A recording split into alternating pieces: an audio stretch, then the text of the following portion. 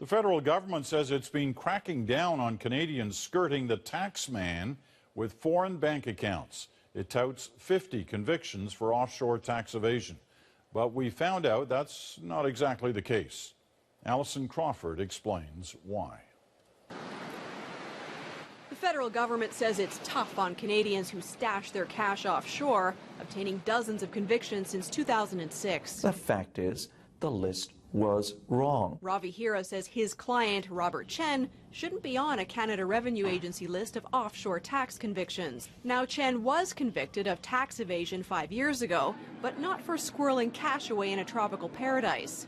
Court documents describe how he underreported income in Canada and claimed improper business expenses such as a tennis ball machine. He was not convicted, and nor did any of the allegations involve offshore tax transactions or tax havens.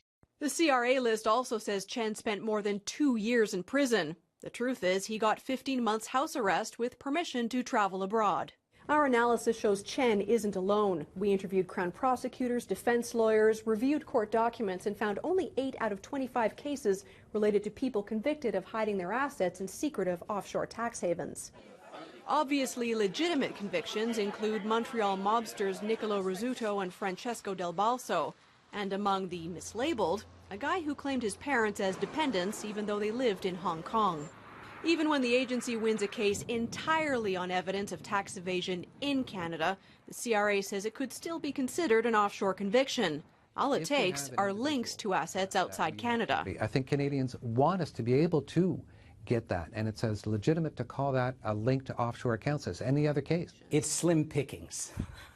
We showed our research to this tax expert. If you really look upon close scrutiny at the prosecutions that they are touting, they certainly don't smack of great success. The government has introduced new measures to ferret out globe-trotting tax cheats. Among them, the banks will have to start telling the CRA each time they wire more than $10,000 outside Canada. But experts are already warning it'll be almost impossible to stay on top of so many transactions. Peter? All right, Alison, thank you. Alison Crawford here in Toronto tonight.